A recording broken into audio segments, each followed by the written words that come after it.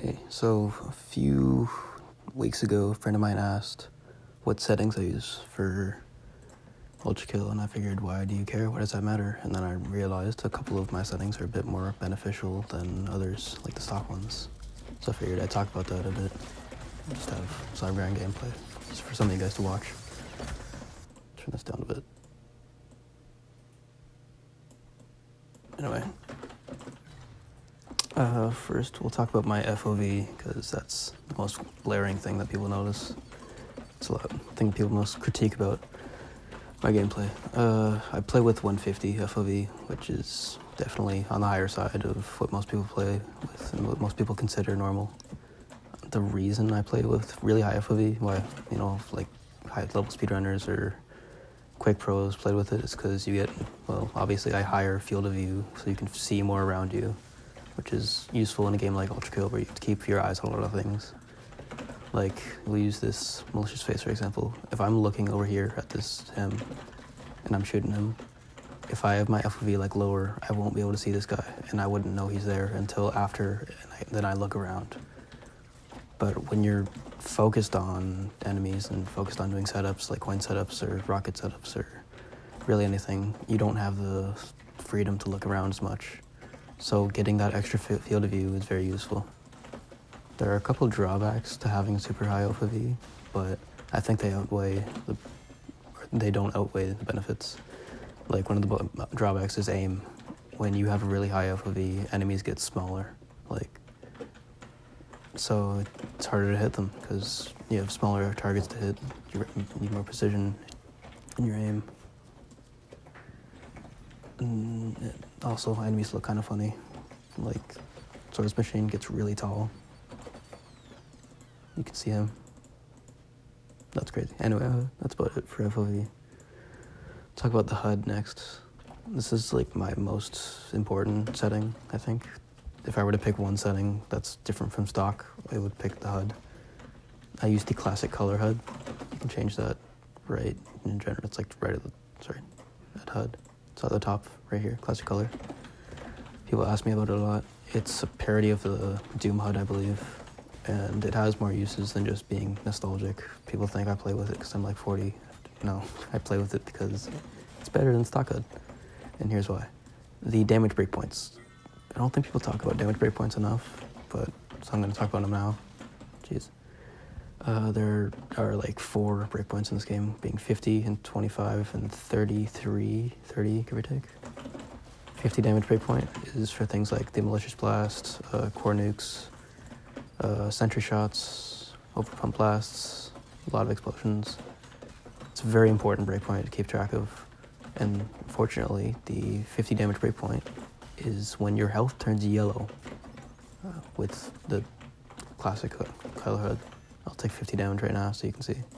The color number turns to yellow, which is really nice because you don't have to look at the number. You can just see that in your peripheral. If I like blur the footage or something, you can't see the number, but if I take 50 damage, I know I have 50 health or less because the health number is yellow. Which is nice, because you either can take one heavy shot from something like a Malicious Face, or you can take one shot, or you can take 2 shots from really anything else in the game that won't kill you in one hit. Speaking of one hit, the red health indicator, take a bit of damage here. There.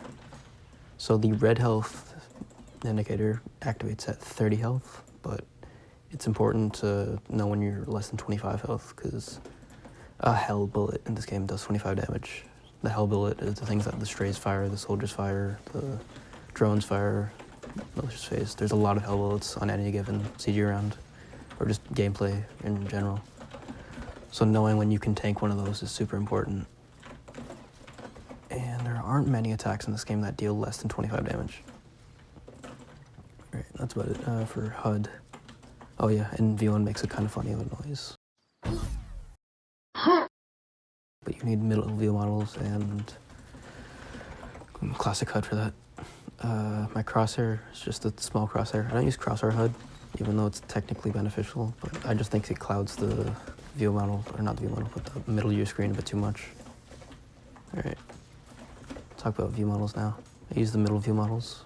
Again, people think this is just because I'm like old and play Doom a lot. I do play Doom a lot, but it's not why I use them. Middle view models are better because on the right view model, this takes up a lot of space, especially with the revolver pull-out animation. That's a lot. That's like a quarter of your screen, especially the Railcannon. Look at that. Saw's okay. Shotgun's really good, but with the middle view model, it's very small. It's much smaller. And it's in a less important area of your screen too. It's, if your view model's on the right or the left, it'll be on a corner, and it'll take up space where nothing's taking up space. The corner of my screen is unobscured, but the middle bottom of my screen is already being obscured by my HUD. So I already have something there that's taking up space, so why not slap more things on there? If I could put my style HUD there, I'd do that too, because the style HUD is pretty useless. If you could turn off the style HUD without it being an annoyance, like just the style part of it, I would like just knowing when I have the ULTRACO rank and nothing else. But you can't do that without mods, which is annoying, but you live with it. What else is there? Oh, right. The middle view model has a couple of drawbacks too, like the Railcannon specifically. So I talked about pull-out animations. The Railcannon, when you pull it out, it goes right in the middle of your screen, and that is kind of a problem. Because if you hit a long-range nuke, I'll slow down the footage there so you can see, but I didn't actually see where that nuke was. It was behind the view model, and I've missed quite a few of those shots because I can't see the nuke, and I miss. That's really the only drawback of it, and I think it's a lot more beneficial to have your view models on middle. But it's all down to preference, so it's not that bad. Alright, weapon choices. I'll put like a diagram up on screen of what weapons I use and the order of them. I'll pull that up actually. Alright. We'll go through them in order. Sharpshooter is bad, so I have that on third. Yeah, I know people don't like when I say sharpshooter is bad, but it's kind of true. I'm sorry. Sharpshooter is very overrated. I know people like it because it looks cool, and don't get me wrong, it does look cool, but it's pretty useless. Everything it does can be boiled down to it takes too much time, or the effort you put into it isn't comparable to the reward you get out of it. I put the Marksman on first because it's the revolver you use the most. I should probably say that your weapon choices will be the weapons you use the most, because the weapons you use the most, you want to get to them first. I also don't use the weapon variation key. I know that's technically very useful for getting weapons out faster, because you don't have to hit the same key twice. You can just hit 2 keys once. We'll talk about that in a little bit when we get to the Railcannon, but I don't use that. Having the Piercer on second is nice, because it's the only option. Because I know you need to have Sharpshooter on third. You have Sharpshooter on second. Again, you don't use Sharpshooter more than the Piercer, or at least you shouldn't. I shouldn't. I don't. That's what I'm saying. Because Piercer is a lot more useful than Sharpshooter, but not as useful as the Marksman. I'm just repeating myself now. We'll go to the next one, Shotgun. I have Pump Shotgun, then Core Eject, and I think that's controversial. Not controversial, but it's not as common. At least I've heard. But I would figure that the Pump Shotgun would be more used because Overpump is stupid overpowered. It does 10 damage and an explosive radius. It does fire damage. It does damage to multiple enemies. It's super powerful. And I would think more people use it, but apparently not. Apparently people have Core Eject on their first. I don't know how you get that on your first, because it's the first shotgun you get. But still. For these saws, yeah, I use saws, by the way. I don't use nails. We'll talk about nails in a bit, but for some saws, obviously you want to have your attractor on first and then your overheat, because the overheat primary fire does not do much. So you want to actually charge it up and then use the overheat saw, the orange one. That's really good. Railcannon, right. I have Malicious on first. People don't have Malicious on first because they think Railcannon is the best. Railcannon is pretty good, but again, it's one of those overrated tech. Like, sure, it looks cool, it does a lot of damage, but nukes are just so much better. And even without tech, the Malicious Railcannon is usually better than the electric one, because it does a bit more damage actually. I know people don't know that, but yeah, without tech, on single target, even the Malicious Railcannon does more damage than the electric Railcannon. I was going to talk about something with the Railcannons, forgot. We'll get back to it, I guess. Alright, so I forgot to get back to it, so we'll do this post-recording. So this is the segment I was supposed to talk about, insta-boosts. Insta-boost is when you drop a core and then immediately hit it like this, which is different from the normal ultra boost where you take 50 damage. Take 50 damage, and you end up in the yellow, which gives you another breakpoint, because that means that you can do one of those and then another one and still live, whereas if you do a normal ultra boost and then another one, you just die. But rockets, again, everybody has freeze on first, because you use the freeze more than the S.R.S. Again, I'm like a broken record here, but S.R.S. is overrated. I know it looks cool, but it doesn't do that much. It takes forever to recharge, and it takes a lot of effort to use, and you don't get that much out of it. I think effort is something that isn't talked about very much, but because people think, oh, it takes a lot of effort, you're just not good at the game. You can't put the effort in, you can't get the skill out of it because you're not good, but you know how Counter-Strike players have their FOV or their aspect ratio super low, they put their resolution super low. Why do they do that? It's so that enemies are easier to hit. The hitboxes look bigger so that they can hit them easier. Why do they need that? They don't need that, but they do it anyway because it makes the game easier.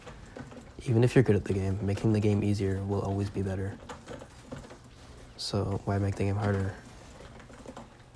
Making the game harder involves using non-conventional tech, non-conventional weapons. So why would you do that? Sure, it looks cool, sure, it's flashy, might do a lot of damage, but it's not worth it if you don't get as much value out of it as doing a normal option would.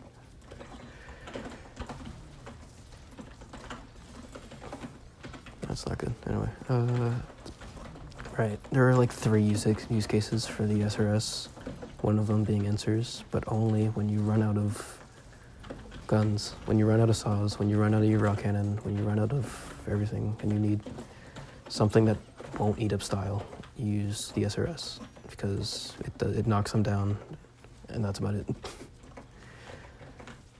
So that's for insers, but for hymns, again, if you run out of saws, if you run out of your Railcannon, you use it on a hideous mass, and it'll do decent damage. I'd say the best use case for it is S.R.S, but then again, I'll demonstrate effort here. Instead of just projectile boosting this guy and like dealing damage to other enemies around him, I'm gonna sit here and then do that. And that did nothing else to anybody else. But I did that. Sure, it looked cool. It did a lot of damage to one guy, but it wasn't worth it because I could have done something else that was better. Alright, what do we have next? Oh yeah, screwdriver. Screwdrivers and nope, because I don't even have that gun. I know one guy said, how can you critique the screwdriver if you've never used it? I have 1,000 hours in this game. I have used the screwdriver. It's not good. I know people say it's not good. They're right. But I'm going to explain why it's not good, because people just say why it's not good without explaining it. The screwdriver's not good because everything it does, something else can do better. I won't say that the screwdriver is explicitly bad, but it's not as good as everything else that it does, that the screwdriver's job does for it. We'll go over some arguments for why the screwdriver is good and go to rebuttals of them. People say the screwdriver is good because it gives a lot of blood. Blood is stupid plentiful in this game, especially in the cyber grind, because there's always something that's dealing damage, or at least there should be always something that's dealing damage. If there isn't, you're not doing your job. Explosions in this game give a stupid amount of blood because they are attacking multiple enemies at once and they do a lot of damage. Also the whiplash. The whiplash brings enemies to you, brings you to enemies. You should always have blood on hand. You shouldn't need the screwdriver. People say they use screwdriver for mind flayers. Mind flayers are really easy to dispatch with a Railcannon. We'll go into sandbox to show this. And I know people say, oh, I can't get the timing down for the nuke or the insta-kill or whatever. I didn't know that trail. Look, that's cool. Anyway, this insta-kill here, you don't have to do that.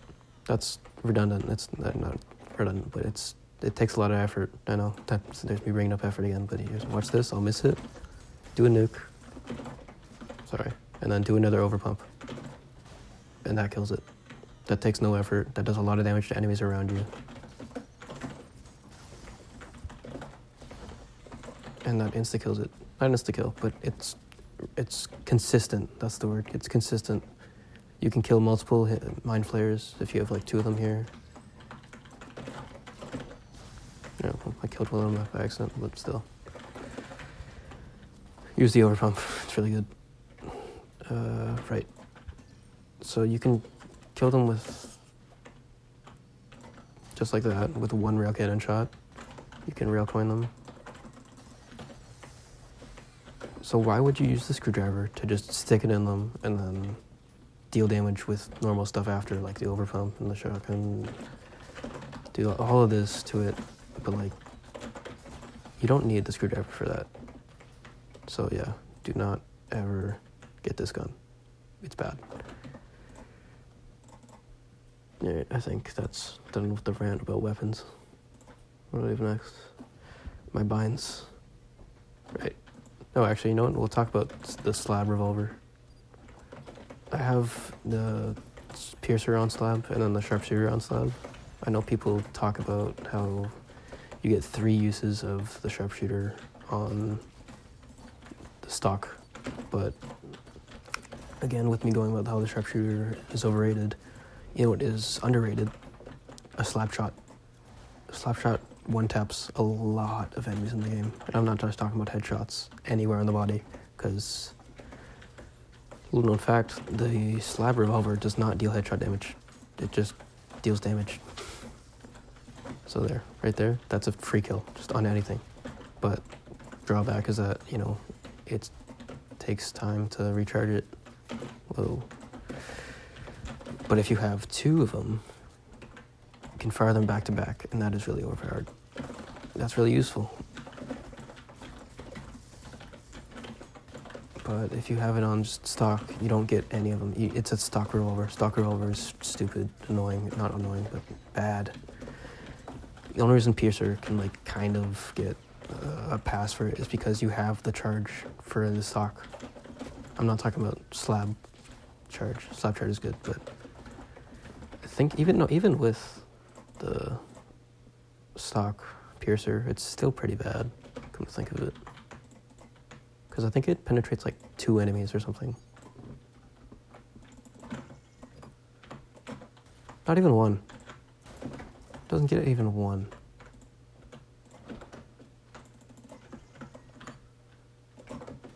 There, that's 3 enemies it penetrates. So why would you ever use this? Just use the slab. It's so much better. Right, my binds. I use stock binds. I see people with like weird things on their whiplash, like mouse 5 or fucking dash uni, lanyard weird. Anyway, I use the default binds as Akita intended because they're good enough. I see people thinking, oh, I can't reach the weapon or the arm change key, the G key, with their right or their left hand. I reach it just fine. I don't need to rebind that. Same thing with the rocket launcher. It's a stretch, but I can reach it perfectly comfortably while hitting WSD. So, yeah. I saw one guy who used his fucking pinky to change weapons. He would reach around his index finger and hit the numbers with his pinky. Don't ever do that. Anyway, stock binds. What do we have next? Settings, right.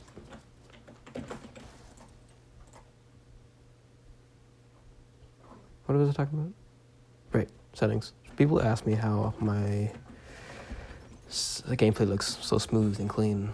Well, I'll tell you right now, it's Screenshake. Turn off Screenshake. This is what's holding you back right now. You probably have this on like 100% or something. This ruins your gameplay. Don't ever use this. turn this off and things look smooth, especially sliding. Another thing is blood. I don't have blood on. People call me blasphemous. The whole point of the game is to collect blood. Blood is fuel, yada yada yada. Blood is annoying, because when you have like 30 enemies on your screen and you're shooting all of them, that's a lot of blood effects. And it's not an FPS thing. It's a vision thing. I cannot see the enemies because there's too much blood. So if you turn the blood off, you can see the enemies, you can kill the enemies. You don't need to just guess where the enemies are. I'll turn blood on for a sec.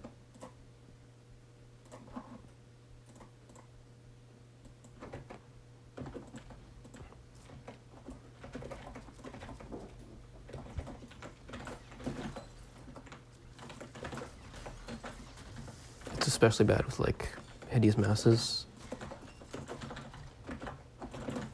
We'll get to a better wave. This is a bad showcase.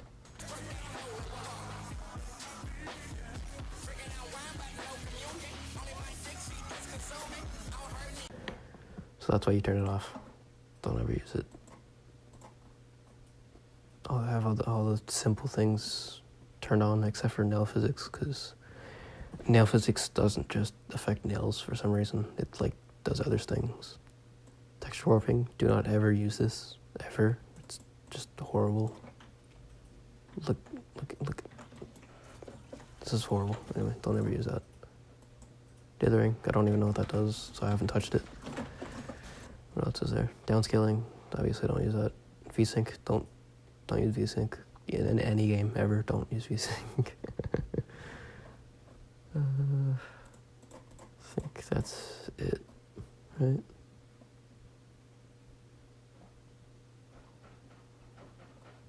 Yeah. All right. Thank you for watching. If you have any questions or concerns, leave a comment. Thanks. Bye.